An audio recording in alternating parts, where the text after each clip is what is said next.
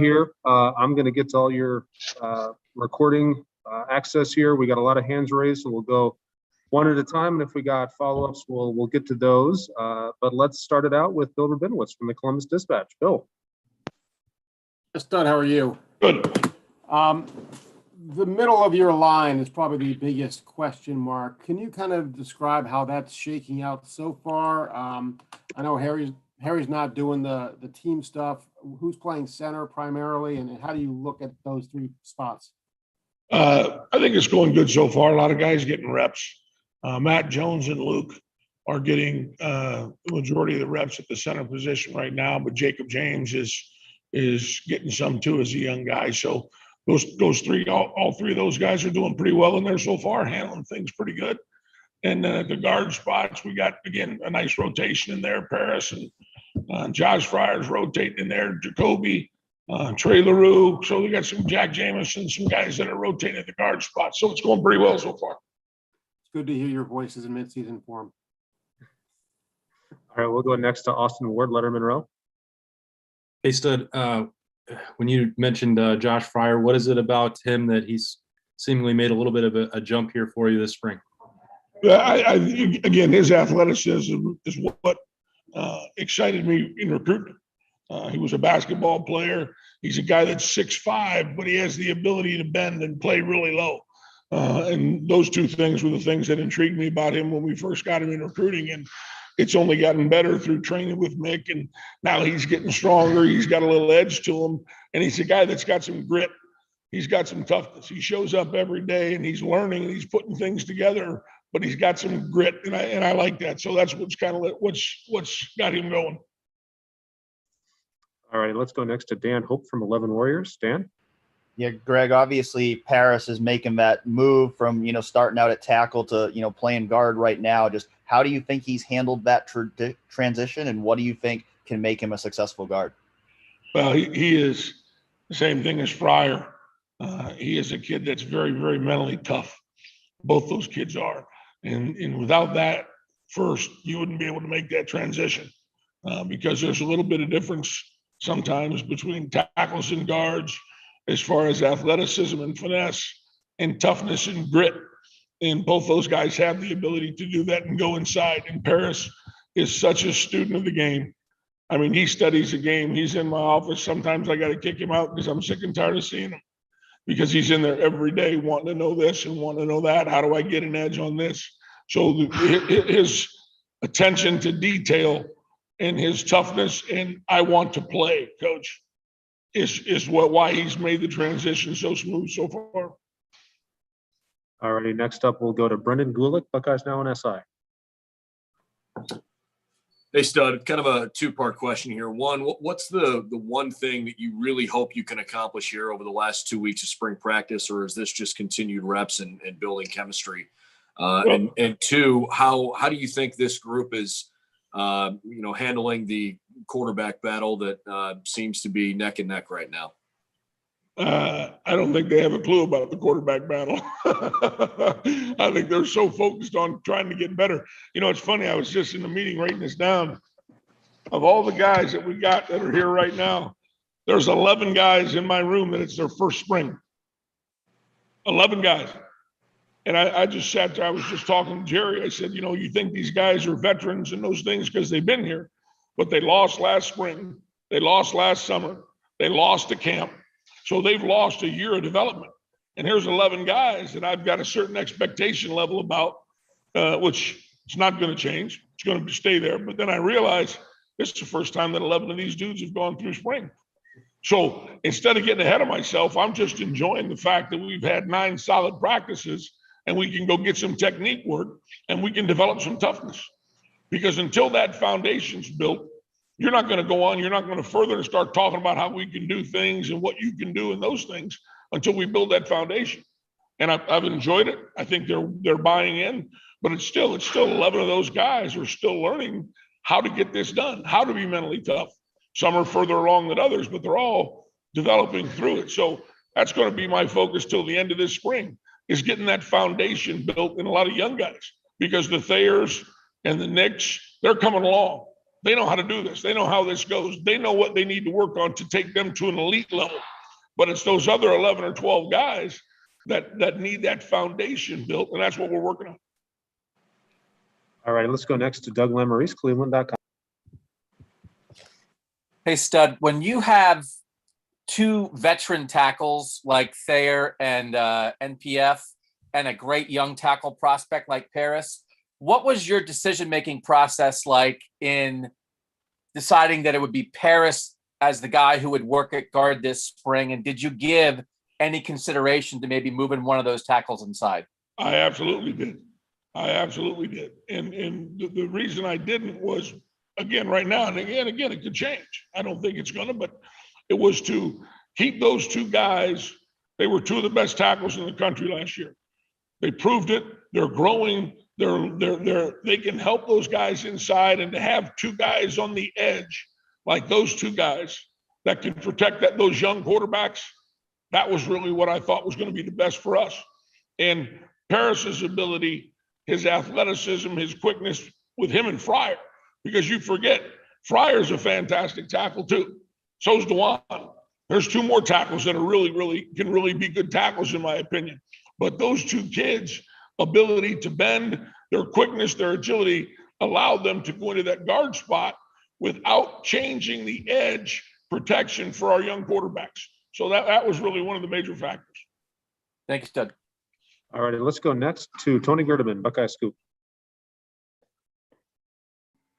Greg, regarding Harry, you're looking for your best five? Yeah. Safe to assume he's one of the best five, and will he be in the mix at center in the preseason? Absolutely.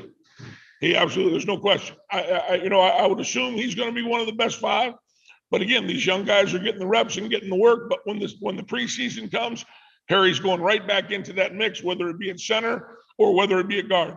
But again, you're right. We're working on the best five, and I would assume he'd be one of them. But we'll see. Thanks.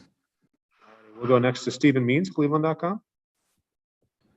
Stud, if I remember correctly, Harry didn't. He's one of those 11 who's going through technically his first full spring here. But if I remember correctly, you guys were doing FaceTime calls with him all throughout the spring and pretty much keeping him up to speed to the point that once he got here, he was good enough to be able to earn that number 2 center role. Donovan Jackson is also not here, and it's kind of a similar rated guy. Are you guys doing anything similar with him? And then also, when he gets here, can he start? Is he going to be in that mix? Well, number one, yes, we are doing the same things. He's been in our meetings through the spring. He's got the manual. He's got the things. We've talked about drill tapes. We've watched drill tapes. And yes, he's going to have the opportunity to come in there and be one of the five just like anybody else does. All righty, we'll go next to Nathan Baird, Cleveland.com. Hey, Greg, can you kind of give us an update on where Dwan Jones stands right now and just what sort of role you expect from him this season? He's really well. He's a little banged up right now, so I haven't had him for a couple of days here. But up until that point, he was really doing well. He was coming along. He's got his weight down to the best it's been in a long time. He's in good shape and really was playing well. So again, there's another guy that can allow you as he comes along and develops. And again, his first spring, as he continues to come along and he continues to develop. Number one, it gives you depth, but it also gives you an ability to play different guys at different places. So I was very pleased with how he was doing. Do you expect him back? Yes. In the spring? Yes. All righty, next up, Bill Landis, The Athletic. Hey, Stud. A couple of years ago, I guess when Ryan really first took over, there seemed to be a pretty major emphasis on kind of restocking your room. Maybe, I don't know if improving the recruiting is the right way to put it or not, but just adding some more guys there and really building up that depth. And it seems like 2 years later, you've done that. And I know it's not complete and the job's never done, but just how do you feel about where your room is compared to where it was a couple of years ago? Oh, I couldn't be more excited. I think you hit it on the head. Everything you said right there is correct. I know the state of the room, and you guys do too, what it was when I got here. For the first 2 years, I had 5 people. I stayed up at night because if somebody went down, I was like, oh boy, we better get the punt team ready. That was my feelings. And you're right, to have that depth back in the room now, and again, what you just said showed at Michigan State last year. We lose those guys the night before the game. We didn't lose those guys a week before the game. We lost those guys and a couple of those COVID guys right away. And for those kids to jump in there and play like that against a defense like that, that's a testament to what we've done. And that to me, those kids were ready to go. They knew through the whole COVID thing at any minute, somebody was going to have to jump in there, but it wasn't tested and proven until that point. And when they jump in there, that gives all those guys in that room confidence that when my number's called, or how about if I just go challenge this guy? Thayer Munford's pretty good, but how about if I go beat him out?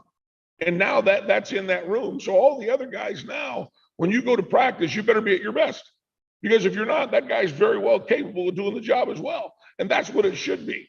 When you've got an offensive line room that has depth, and those things can happen and still instill confidence in everybody around them. So you're exactly right. That's a fact. All righty, let's go next to Dave Biddle, 247. Hey, Greg, can you delve into just how much Matt Jones improved maybe from 2019 to 2020? Was he your most improved guy? And just, are you surprised with where he's at this point? You're right. He is one of the most improved. I would absolutely say that. I think, with some guys learning and getting themselves prepared is as much a mental thing as it is a physical thing. And Matt is a guy that's always had the physical tools. He is so strong. He's quick. But eventually it gets to the point where, you know what, I'm tired of not being a starter. And a little light goes off, or whatever you want to call it. I don't have a right word for it, but I'm sick and tired of watching. And all of a sudden, the demeanor in everything that you do, the attention to detail and everything that you do, the toughness, carrying out a drill, that's what Matt's done. He's hit that point where, you know what, this is it. And he showed it that Michigan State game, and then he showed it the next two games that he played. So his turnaround has been amazing. And yeah, I would definitely say he's one of those, and he's carried it over to this spring. He's really doing well. He got sick and missed a day or two with a flu bug, but since then the kid has been a different guy, and I'm really excited about where he's going. Thank you. All right, we'll go next to Joey Kaufman from the Columbus Dispatch. Greg, question about Nick Petit-Frere. I guess, where do you see him being able to make the biggest jump or improvement? This will be his second full year as a starting. The thing that, yeah, you're right. The thing that we're focusing on with Nick right now is his pad level. He's a tall guy, and for him to bend at times, it's a strain. So we've been working on his pad level and making him a more productive run blocker by getting him to bend. So we've worked a bunch of bending things. We've got his squat up, getting his legs more powerful so that he can become a more dominant run blocker. His pass blocking excelled. That was last year's focus, really, going into last season. Make him an elite pass protector. He's well on his way. His feet are done. He's doing those things there. But what we've got to do is we've got to make him an elite run blocker, not just a good run blocker.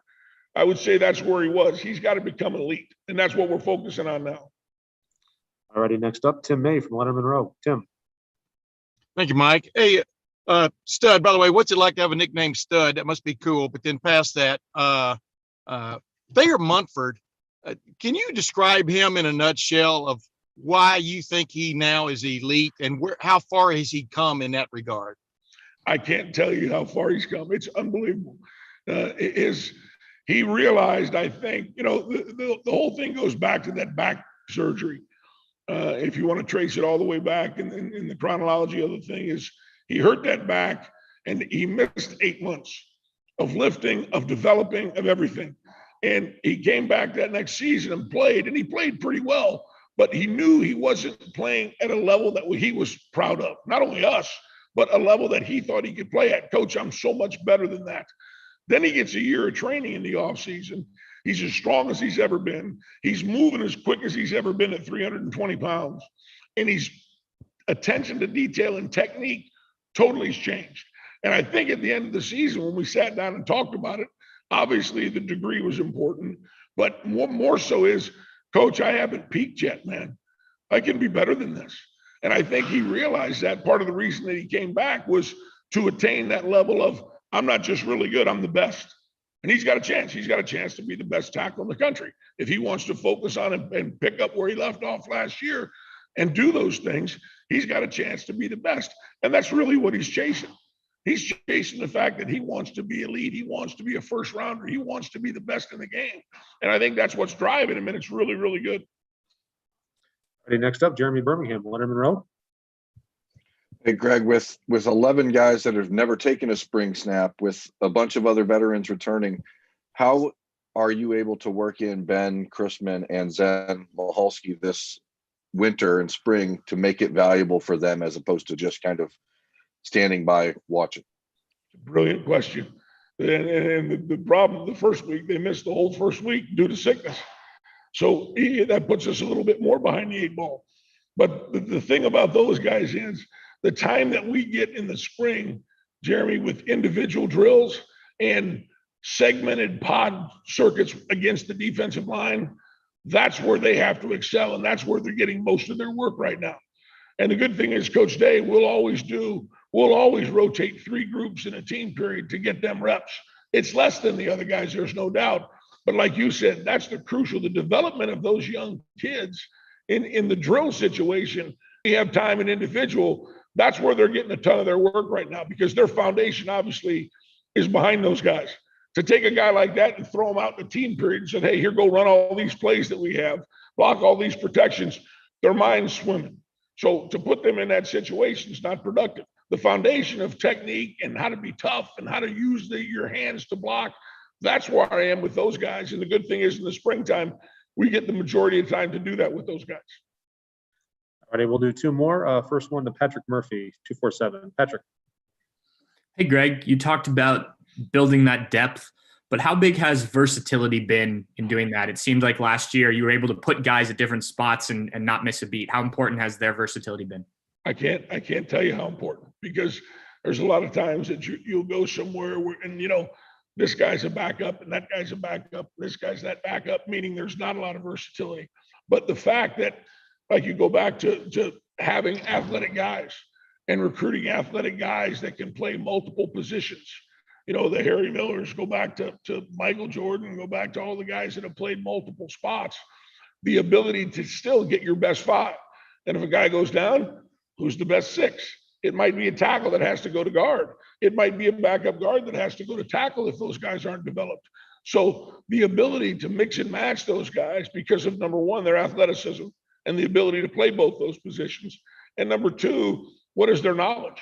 Do they have a tremendous knowledge of both those spots, and can they handle going on the edge, or could they handle coming inside? And the fact that we have guys that are, I got a smart room. I got smart guys. They study so much, their attention to detail, especially for the young guys that are in there asking questions all the time and wanting to learn. They want to learn everything. And when you have guys that are like that, you can move those guys around and still come up with a cohesive unit, even if you have a couple injuries. All right, and we'll wrap Coach Stud up today with Spencer Holbrook from Lettermen Row. Hey, Greg, what do you like most about Josh or about Luke Whippler, and what have you seen out of him that makes you think he can take another step forward? I'll tell you, he was he's a tough Jersey guy. First of all, I love that about him. He's rugged. But the second of all, I'll tell you a story. The national championship game ends, and those kids had a chance to go home. And I'm home the next day, and Luke calls me, and he's in the indoor, and he's filming drills and sending them to me. It's not 24 hours since the game ended, and he's in the Woody doing drills, filming a drill and saying, Coach, take a look at this and critique me, man, because I want to work on this. And that's what I love. And that kid stayed here the entire time. Most guys went home for 2 weeks and saw their families, and I'm good, that's fine. This kid's in here doing that every single day. That's how important it is to him. And I sat in here and watched drills of him every day, and we watched film on Zoom, and we did things. I'm like, that a guy that cares that much and is that dedicated and has the tools. He's got quickness. He's really good now at snapping the ball and stepping. He's got a rhythm now with the ability to do those things. And he studies the game. He knows every position. He knows all those things. And the time and effort that he puts into it is something I love. A guy that works that hard, you're going to be successful, period. And that's one of the things I love about the kid. All righty, Coach. I think I speak for everyone. I say thank you very much for your time. Really appreciate it. And we'll talk to you again. Thank you. I appreciate it, guys. Thank you. For the guys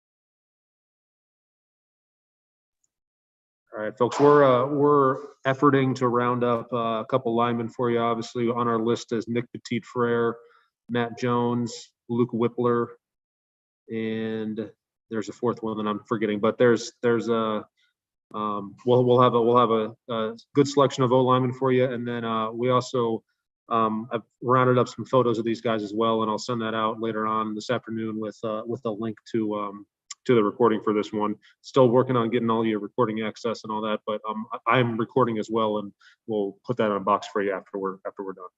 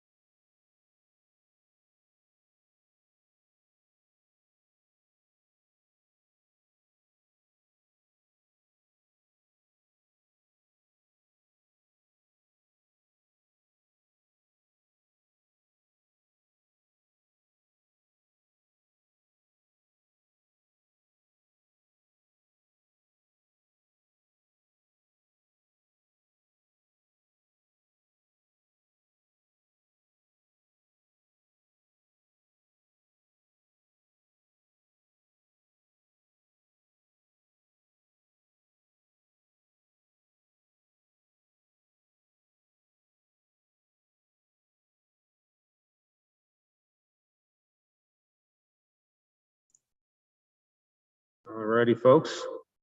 Let's lead this one off with Jeremy Birmingham from Lettermen Row. Jeremy.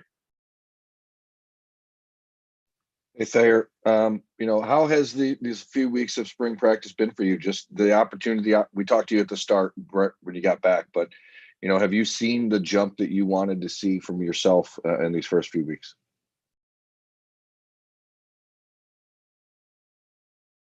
I fault. I was on mute. I believe I have.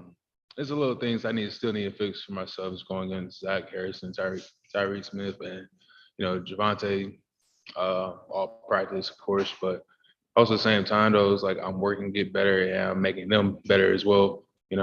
So I'm happy where I'm at, but I'm not really satisfied. All right, let's go next to Dan Hope from 11 Warriors. Dan. Hey, Thayer, I'm curious to see, Paris is a guy who was working at tackle a few last year. Now he's working at guard. I'm just curious to see, how have you seen him develop here going into his second season at Ohio State? His maturity level has been tremendous. Freshman year, everybody gets very antsy and stuff because it's Ohio State and you're playing here, of course. But now he has settled down into the guard role, of course.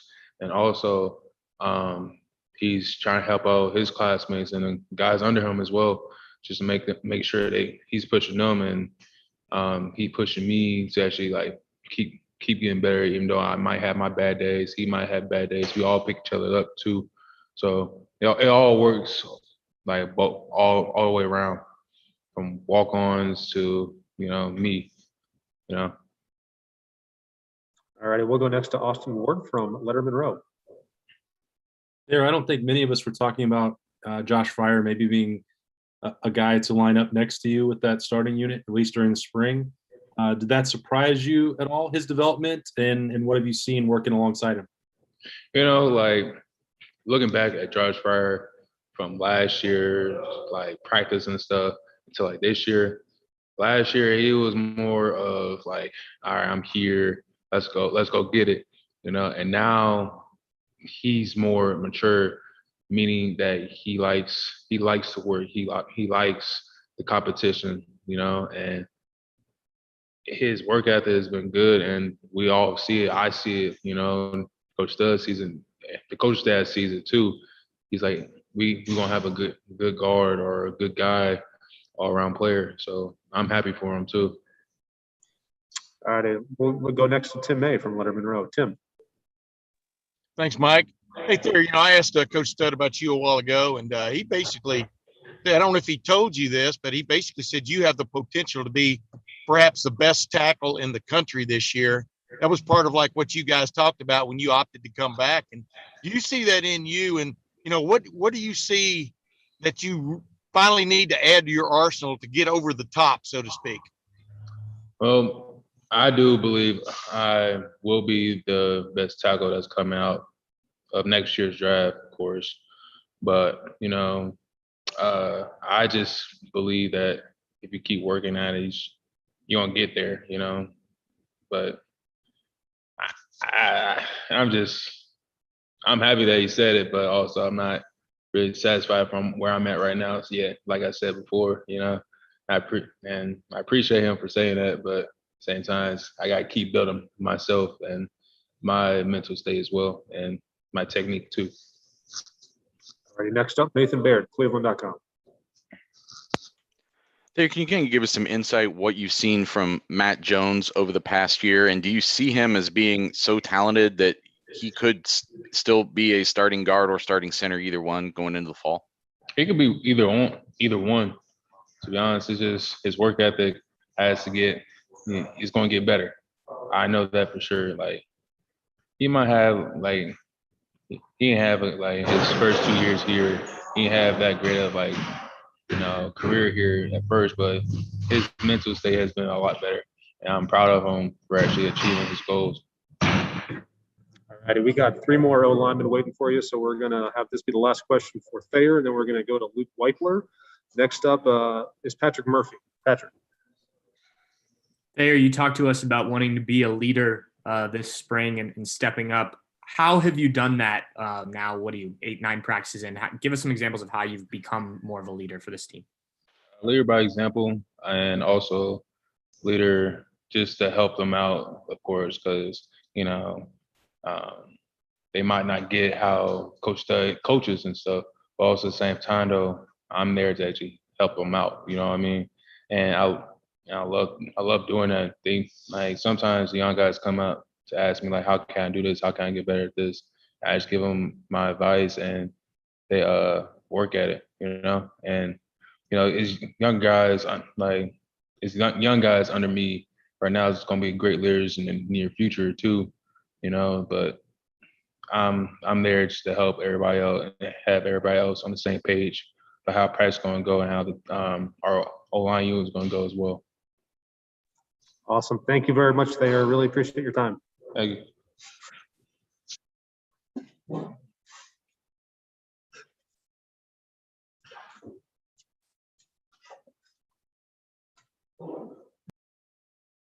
All right, folks, say hello to Luke Weichler. And we'll start out, Luke, with Dan Hope from 11 Warriors. Dan. Hey, Luke. Stud was talking about how the day after the national championship game, you were already back in the Woody, going through drills, sending him film. Just kind of what compelled you to do that, to want to get back to work right away? I think you're on mute.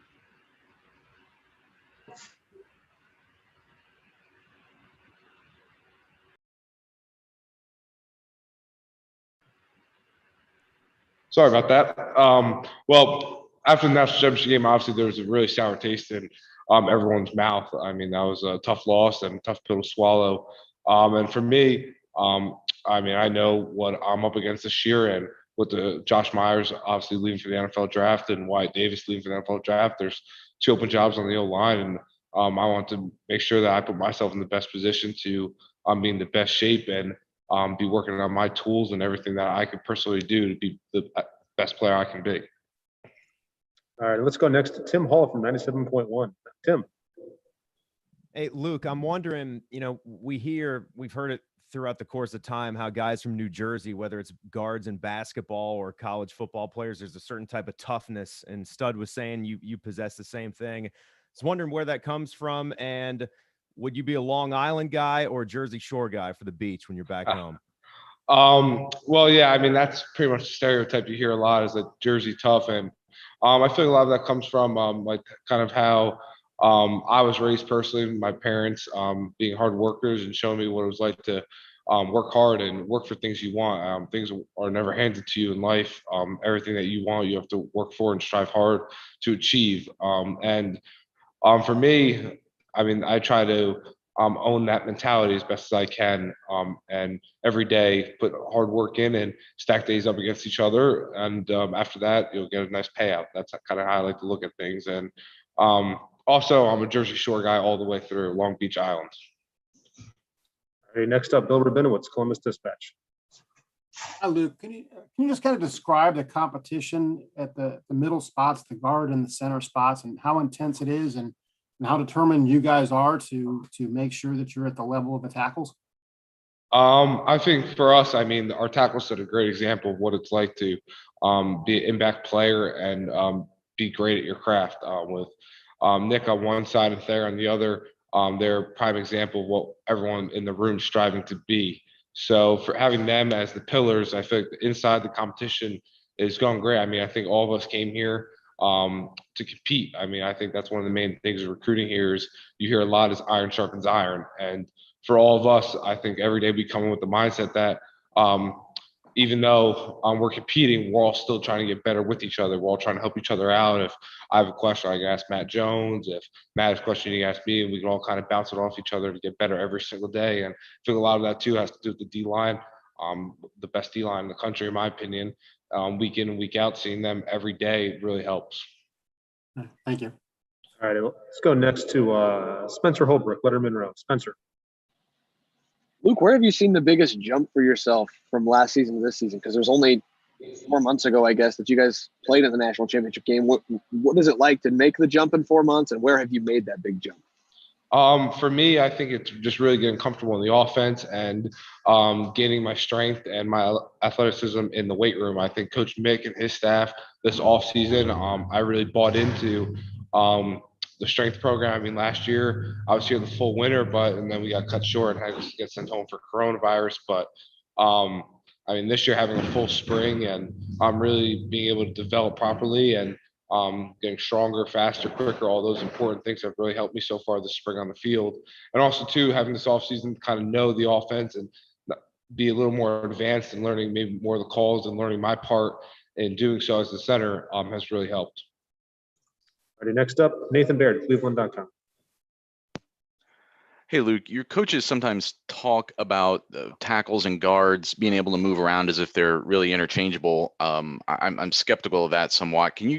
Considering that, can you kind of give me your assessment of what you've seen from Paris Johnson as he's tried to make that transition this spring, not just to being someone who could play guard, but someone who could be a starting guard in the Big Ten? For me, I mean, I think that transition is a hard transition. I mean, it's easy to say, oh yeah, guards can play tackle, tackle can play guard. But for Paris, I think he's making a seamless transition from the tackle spot to the guard spot. He's been having a great spring so far, kind of learning the new position and the nuances of it. And he's, I think, going to have a great rest of spring and then into fall camp into the season. Why do you think he's been able to do it so seamlessly? I think he's just a great athlete. He understands football and he's just a violent player, honestly. He comes with every play trying to bring violence to the field. And I feel like when you have that mindset, you can play any position. It doesn't really matter if it's linebacker, guard, or safety. So. All right, and this will be the last question for Luke because we have Paris Johnson ready for you. So we'll go to Austin Ward. Austin. Luke, what's the balance when we know the brotherhood of the unit, and obviously Harry being hurt doesn't feel good for all of you, but that gives you an opportunity to get some key reps and build the spring. What's the mentality when something like that happens and opens up that door for you? I think the mentality in the facility as a whole is like next man up. I mean, you saw it this year with coronavirus, guys going down every week. You never know who's really going to be able to play Saturday. I mean, guys can pop up a test on Friday and not be able to play the next day. So all year this year, it was really the next man up mentality. So carrying out to the spring, I mean, one guy goes down, another guy step up and perform. And it's kind of the same deal. When your number gets called on, your name gets called on, you have to be able to go in and get the job done and perform at a high level. All righty, Luke, thank you very much for your time. Really appreciate it. Have a good day. Hey, everyone. And up next will be Paris Johnson.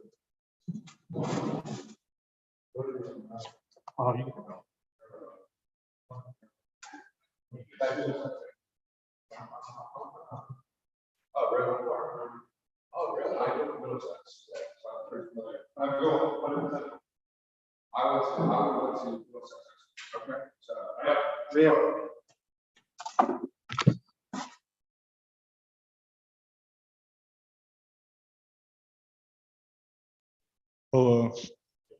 All right, Paris, thank you very much for spending a little time with us. Let's start it out with Doug Lamarice, Cleveland.com. Hey, Paris.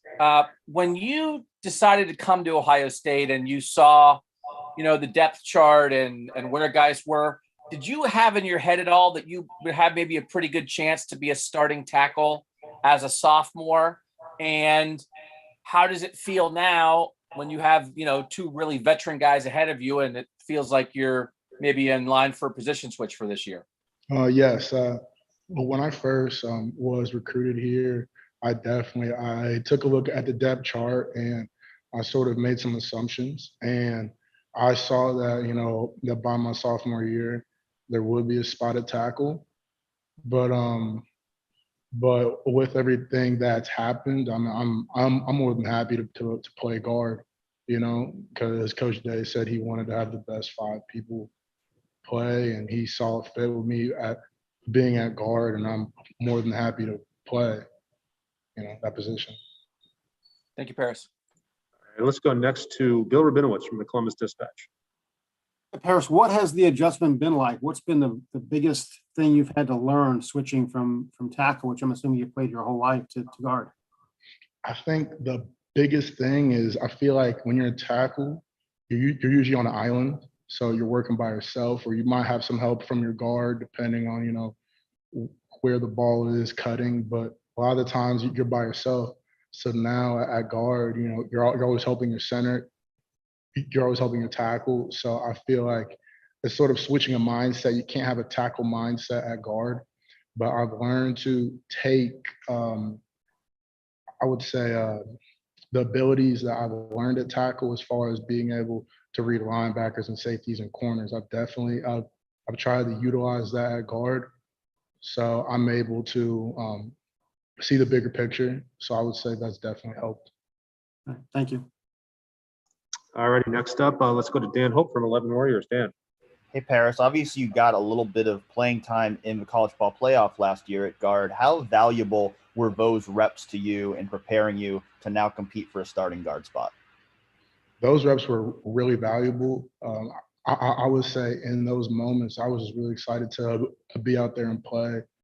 And I would say it allowed me to really, I felt like in those moments of me being at guard in the playoffs, it really allowed me to get a taste of the action, from a different position I guess I wasn't really expecting, So me jumping in there and doing it and being able to do it, like it was really exciting. So it made me like look forward to, if that's where the team needs me to be at this season, I know I'm able to do it because I've shown that I'm able to do that job.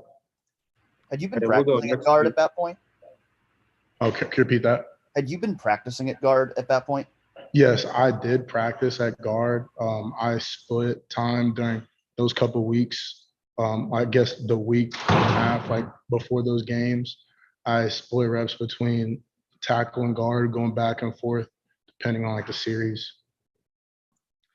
All righty, next up, Tony Gerdeman, Buckeye Scoop. How difficult is it to say you're a left tackle, but then you go play right guard? How difficult is it to learn the hands and just going from left-handed to right-handed for you? I would say being able to switch from left guard to right guard seems pretty seamless. I feel like because if anything, you're just flipping the protection or the call in your head. And then since you have your hand down, I feel like the balance and the stance is relatively the same. That's why I feel like it's pretty easy to go from left to right in terms of guard. I feel like a tackle is different for sure, but I feel like for guard, it's the same. So I feel like it wasn't that bad. All righty, let's go next to Nathan Baird, Cleveland.com. Yeah, Pierce, kind of going back to the question Doug asked you, but we talked to Thayer a while back in the spring, and he said that he had been kind of talking to you while he was going through that decision-making process, that sort of stay or go process. What kind of feedback did you give him when he was kind of talking about that or asking you questions about it? And was it hard to kind of maybe set aside your own thoughts of where you wanted your career to be at this point while he's talking about, hey, I might be coming back and playing that spot that you kind of had your eye on?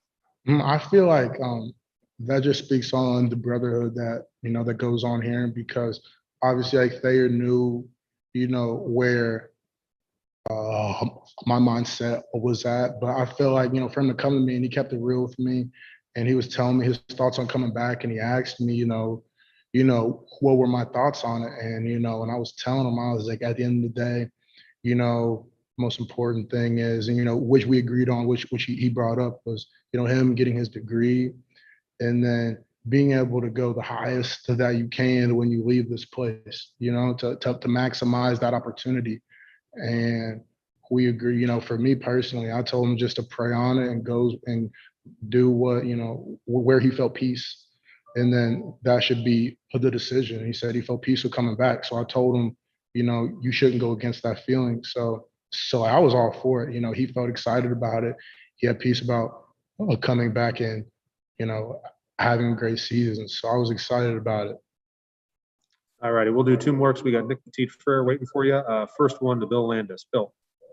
Hey, Paris. So along those lines, I guess, you guys come to Ohio State to do a lot of things. One of those things is to go off to the NFL and get drafted as high as you can. And I think we all know that tackles make more money than guards and get drafted higher. Did that enter your mind at all when you were entertaining the idea of possibly moving to guard, about what it could mean for your future? Or are you just confident that, you play at guard and then eventually you get to tackle and it can all still kind of happen for you? So right now, I feel like the the biggest opportunity that I have at starting in guard is that I get to show versatility. And I feel like that adds a lot of value. And I feel like next season I will have the opportunity to play at tackle. But right now it shows that I have the versatility. And I feel like the biggest thing now, you know, I'm not draft eligible after this season. So my biggest thing this season and next season is what does the team need, you know, so we can get to where we want to be at. Because I feel like, because like when you're in, like when you play professional football, you know, you can't just, unless you're a veteran guy, you can't just be, I'm just a left tackle. I'm just a right tackle. You know, if somebody goes down, you're going to need to be able to play tackle and guard, left and right in the league with the amount of people that travel. So I feel like if anything, this is just preparation to be able to just move around and be flexible. And I feel like the league would appreciate that when it's time. So. All righty, and last question for Paris. We'll go to Brendan Gulick, Buckeyes Now in SI. Paris, I was just wondering of the veteran guys that are in your room, who's had the biggest impact on you and what that's been like for you here this spring? I would definitely say Nick Petit for sure has definitely had the biggest impact on me this spring because, with me and him playing next to each other, just building that relationship and like building that, that bond on the field because, that's what he had with Wyatt Davis last season. And then as you get to play that guard and tackle combination, you start to get a feel for like how you both play. And I feel like we've definitely been building that this spring. So each practice, we've definitely we've gotten to learn how we both play and to complement each other's abilities. So I've definitely said that time that I've spent with him has definitely been beneficial. Awesome. Paris, thank you very, very much for your time. And we appreciate it. And we'll talk to you soon. Thank you.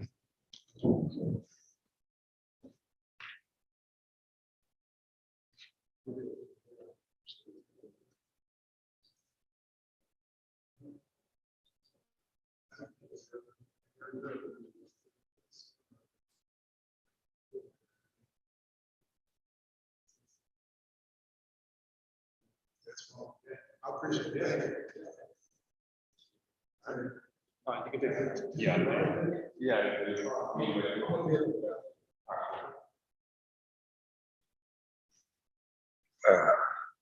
Hello, guys. Happy belated Easter. Nick Petit Frere here for you. Thanks, Nick, for spending a little time with us. We'll lead it off with Austin Ward. Austin, go ahead. Hey, Nick, happy Easter to you. Now that you aren't having to do pull-ups off the side of the house and you got maybe some normal off-season with Mick, what have you done to your body this off-season? And then Coach Stubbs talking a little bit maybe about the way that you're bending. And so what's the physical overhaul been like over the last couple of months? It's just been a great time being able to be back in the facility during spring and during winter workouts because, this is like one of our biggest times in terms of developing a team and creating like a great group of guys and a great group of athletes. So it's been an awesome time me getting a chance to work out with Coach Mick and all our other coaches. And this has been a big overhaul of just getting stronger and faster and just doing all the things we can do to strengthen my body and all of our bodies so that we can be the best for when we got to spring ball and then for us to get into the fall. So, but yeah, like we've done a lot of workouts and a lot of things of that nature of us just building our team. And it's been a very good spring, a very good winter workout for me, workout time for me in terms of Coach Mick and Coach Stud and from what I've heard from them. Hey, let's go next to Doug Lamarice, Cleveland.com. Hey, Nick, with you and Thayer being two of the best returning tackles in the country and Paris being one of the best young tackle prospects in the country, how did you think it might shake out with who might be asked to move to guard? And did you think there was any chance that it would be one of, you or Thayer as one of the veterans who they might say, hey, maybe we'll try Paris at tackle and move you guys inside? Just what did you think might happen? We were prepared for anything. We have to know the whole offensive line, whether or not we play tackle, guard, or center primarily. So it's not like we wouldn't be able to know the position from another standpoint. But in terms of how that would shake out, at the end of the day, we just want to play the best 5 linemen we got, you know? So if we have 5 great tackles, then someone's got to learn how to snap the ball. Or if we have 5 great guards, then like someone learn how to play tackle. It's just, at the end of the day, we want to play the best 5 guys we got and create a great group of first team and second team guys that can go out, and if something were to happen, we have another guy to step in. That's something I feel like we had last year. We just had a great talented group of guys that every single person from the 1s all the way to the 2s, and even some guys that weren't even traveling with us, that were ready to step up and play at a moment's notice no matter what. Thanks, Nick. All right, next up, Bill Rabinowitz from the Dispatch. Bill. Hi, Nick. Probably the biggest question about the offensive line is the middle of it.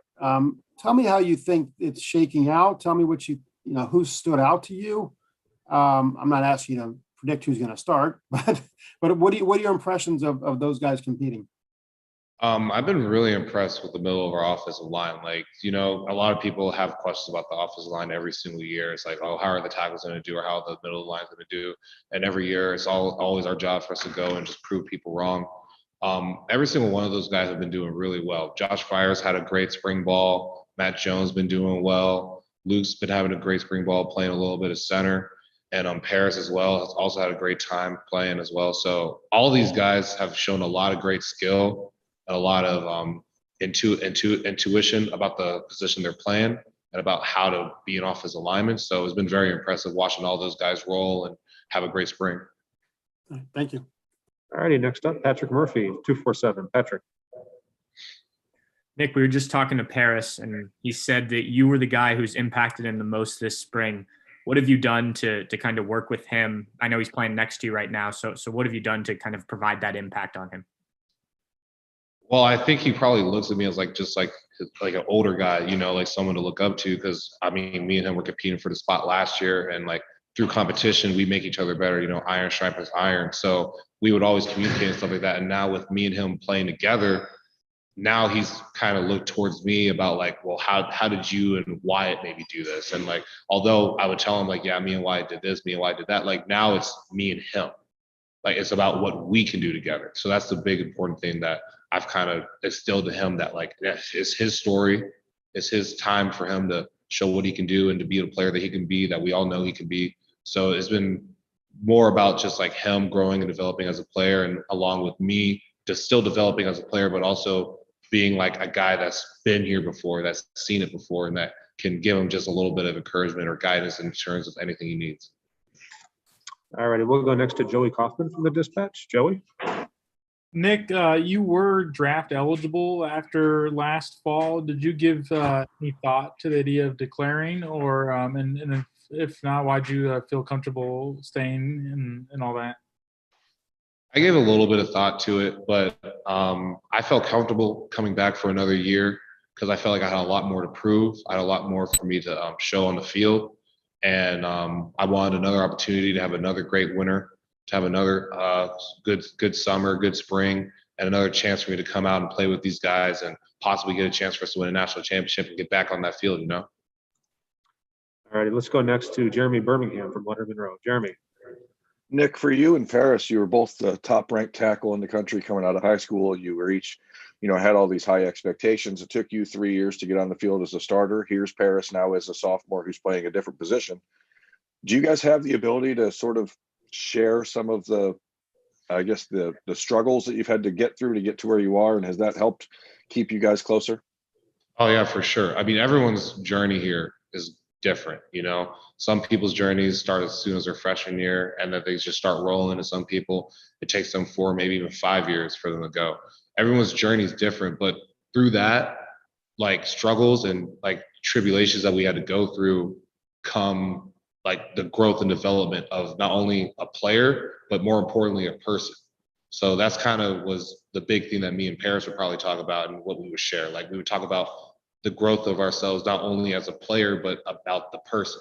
Like I'm way different than I was, let alone my sophomore year. I'm way different than what I was like my freshman year or coming out of high school. Like I'm a completely different person in terms of how I approach things, my mentality about things. And it's about the growth that me and him both have had over our times here that we kind of bond over. Does him being a journalist now make you guys a little wary about him? No, he's really good at writing. Like I actually read some of his stuff one day in the car when he was driving me home, and he's really impressive in terms of how he's able to articulate himself and how he's able for him to write. So I was really impressed with him, 'cause I never knew that about him, that he wanted to be a journalist and stuff like that. That's just like another thing that we just communicated through time and just being together and playing next to each other and just growing that bond. So I think I have no worries about him. I think he's going to do great journalism, and I think he's going to have a great time with that. All right, next up, we'll go to Tony Gerdeman, Buckeye Scoop. Telling us about how all of these guys have come so far. I don't think anybody has come farther than you have from your freshman year till now. So what's it like being where you are now, and you feel so comfortable? Just describe that journey from then till now, I guess, succinctly. I mean, coming in as a freshman, this was probably one of the most competitive places I've ever seen or I've ever been a part of. So that would probably be the first thing I would talk about, just like the competitive nature and the strive for excellence that every single player and coach and even our just like staff has in terms of trying to be the best at whatever they can do. That was the first thing that just like struck out to me. And then through that growth came a lot of trials and tribulations of like me trying to gain my way to trying to learn the offense, trying to feel comfortable with the team. And then, you know, it took me some time. It took me time for me to find my groove and find my rhythm and find how comfortable I was. Like I felt like I got there a little bit during my sophomore year. And then you never know what you don't know. That's what we say a lot here. Like you don't know what you don't know. So when my junior year came up, and then I got into a whole new level of feeling comfortable. Like I thought that my sophomore year, like, oh, this is probably the most comfortable I'll ever be. Like I feel great. And then one more year comes around and I feel even more like tight with the team. I feel more tight with what I'm doing and everything of that nature. So just the constant like growth of feeling more comfortable with the team and then not knowing what you don't know and then just going through different challenges and different struggles and then coming out of that better as not only as a man but also as a football player are kind of what I would say about like that whole like journey. All righty, we'll do three more. We'll start with Nathan Baird. Nathan. Yeah, my question maybe is kind of a natural follow-up to that, but you talked about kind of this journey you're on, and then last year to have a season where you didn't just sort of like hold your own, you really broke through. Like by all accounts, everyone thought you had a fantastic season. How does that change just as an athlete? Did you feel a change in your attitude or your mentality off of that? I mean, do you come in with a different mindset to what you can accomplish this year?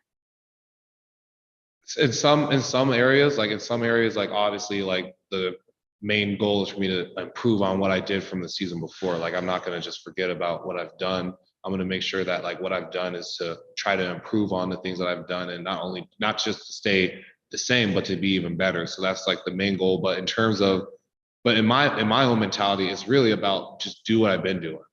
Work hard, train hard, eat right, practice hard, play with a lot of effort, do all the things that got me to that point to begin with. Like nothing should change just because, oh, I played a year or, oh, I've been here before. Like, no, like the same mentality, the same drive, the same work ethic has to stay the same, but I have to improve while doing that. All righty, next up, Dan Hope, 11 Warriors. Dan. Hey, Nick, Thayer was saying how he wants to be the best tackle in the country this year. Have you seen anything different from him as he goes into this season? He has a lot of confidence about himself. He has a lot of confidence, a lot of effort, and a lot of determination. And he had a great sprint, a great winner in terms of working out, you know? So he's showing what he wants to do. And like, he's been working out, doing a lot of film work and doing all the things necessary to achieve that goal. All righty, and final question for today, we'll go to Tim May from Lettermen Row. Tim. Thank you, Mike. Hey, Nick, I'm just wondering, do you and Thayer feel like those corner posts on a good fence right now? I mean, what is that sense like as you guys go through your workouts every day with these other younger guys sort of coming along, and just what's your sense of where y'all are from a progress standpoint in the spring with this offensive line? I feel like we've made some good progress, especially from our first days here as offensive line.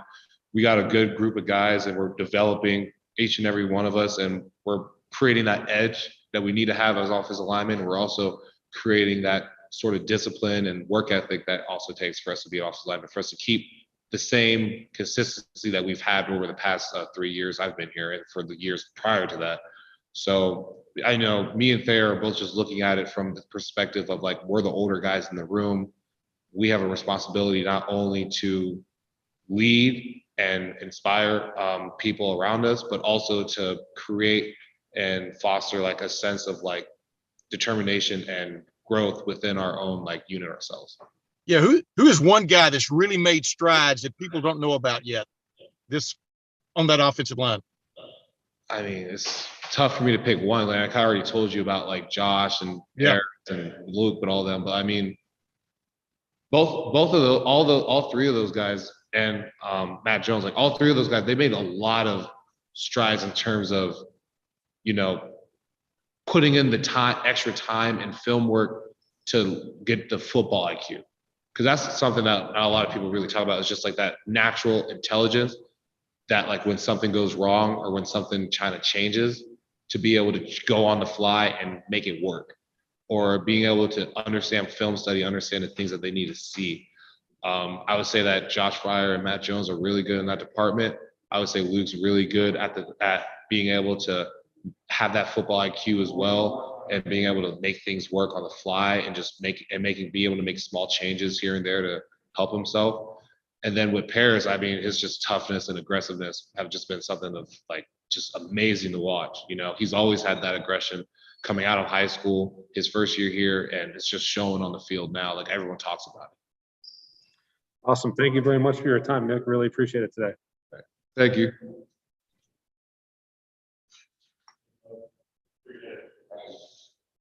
All right, folks, that's going to wrap it up for today. Thanks for spending your time with us.